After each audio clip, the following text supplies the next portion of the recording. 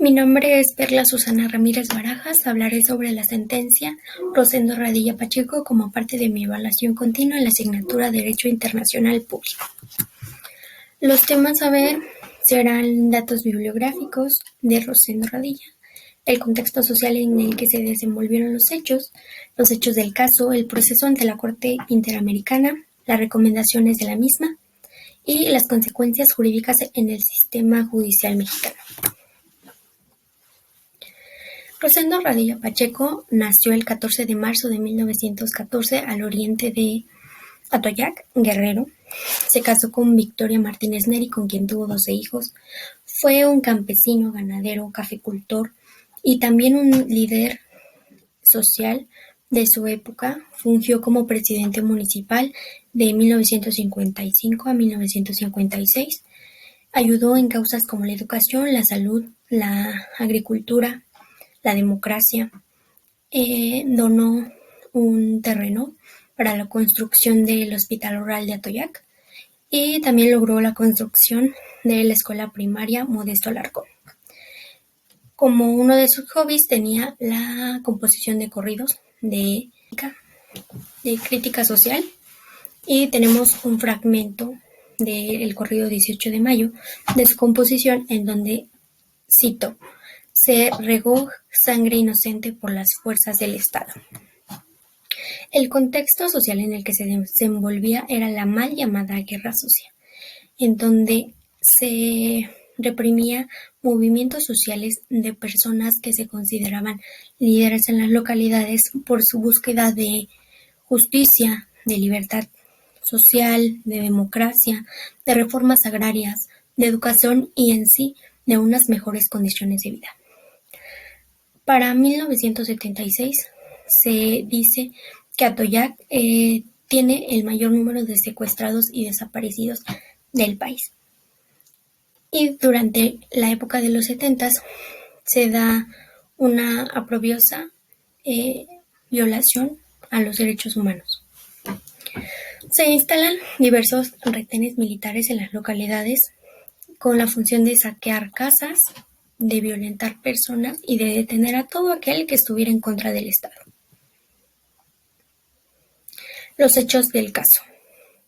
El 25 de agosto de 1974, Rosendo Radilla Pacheco viajaba al bordo de un autobús en conjunto con su hijo de 11 años del mismo nombre.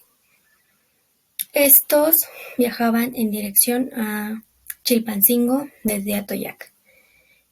Durante la carretera se encontraban varios retenes de militares y tuvieron que descender de la unidad en uno de estos retenes.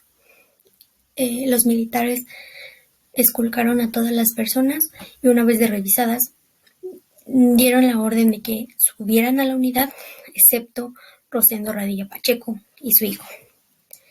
¿Y por qué se le detuvo? Pues por simplemente componer corridos. Y preguntando si eso era un delito, su respuesta fue: no, pero mientras ya te chingaste.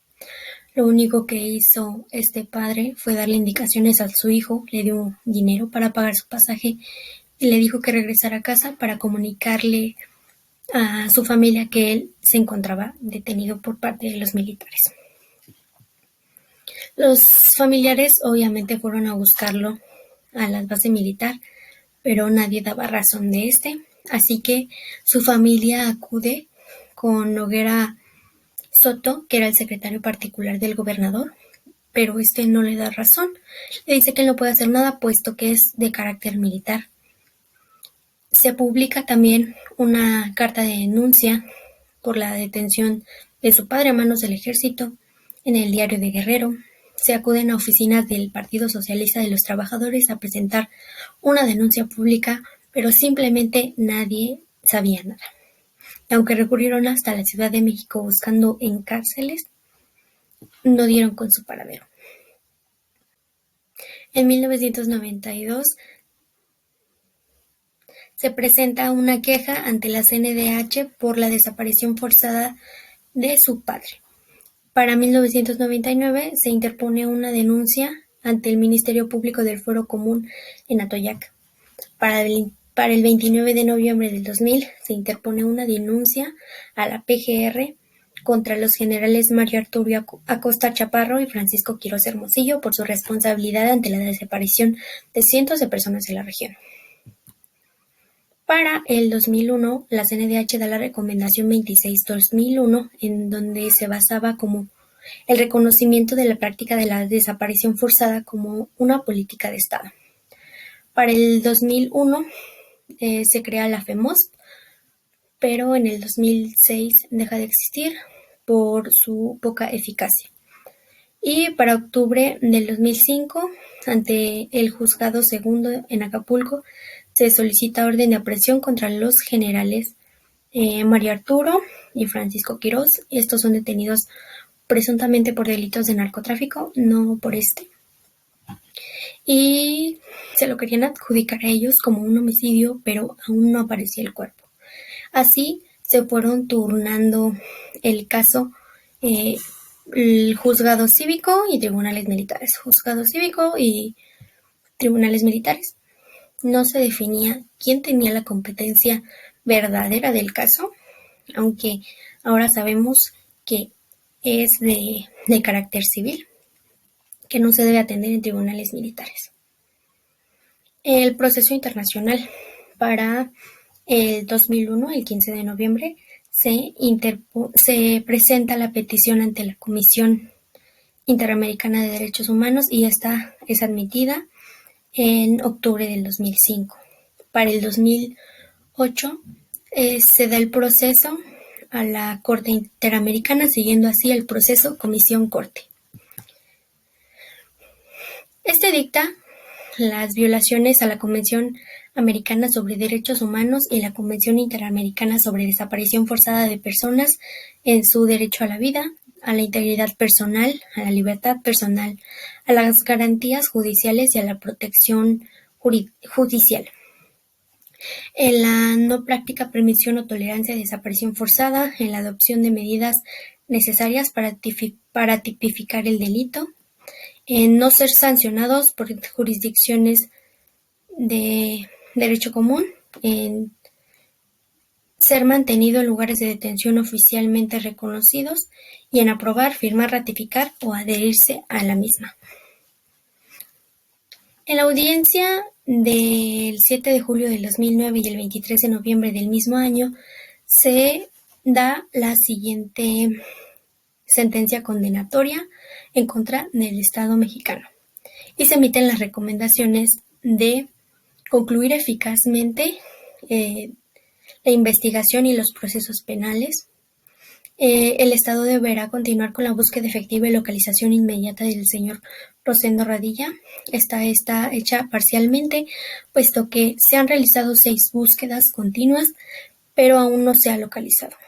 El Estado deberá adoptar las reformas legislativas pertinentes del artículo 57 del Código de Justicia Militar, que se ha cumplido parcialmente, en la adopción de reformas legislativas pertinentes al artículo 215A del Código Penal Federal, que se ha cumplido de la misma manera parcialmente, en la implementación de programas o cursos para el análisis de jurisprudencia del Sistema Internacional Americano de Protección de Derechos Humanos, en la realización de un acto público de reconocimiento de responsabilidad, se hizo. El Estado deberá realizar una semblanza de vida del señor Rosendo Radilla Pacheco, está hecha. En brindar atención psicológica o psiquiátrica gratuita de forma inmediata, adecuada y efectiva, está hecha. Y en pagar indemnizaciones por daño material e inmaterial, que de la misma forma está hecha. Como consecuencias jurídicas encontramos que esta es la primera sentencia por violaciones a derechos humanos en contra del Estado mexicano, en que ayudó a la reforma constitucional del 2011, en donde se otorgó un estatus constitucional a los derechos humanos contenidos en tratados internacionales, en una imposición adecuada de tipificación del delito de desaparición forzada de personas. Sirve también de fundamento para exigir a la Fiscalía General de la República la expedición de copias de las averiguaciones previas a favor de las víctimas. También la Suprema Corte Estableció en primer lugar, que las sentencias de la Corte en las que México sea parte son obligatorias para todas las autoridades mexicanas. Establece de la misma forma que todos los jueces mexicanos, en el ámbito de su competencia, están facultados para hacer un control de convencionalidad. Establece que los jueces militares no eran competentes para juzgar militares acusados de violar derechos humanos, ordenando que estos casos sean turnados a la justicia ordinaria federal, y que la inaplicabilidad de la reserva de averiguaciones previas en casos de violaciones graves a derechos humanos. Por mi parte, eso es todo. Y los dejo con una fracción de El corrido a mi padre, escrita por el hijo Rosendo Radilla Pacheco.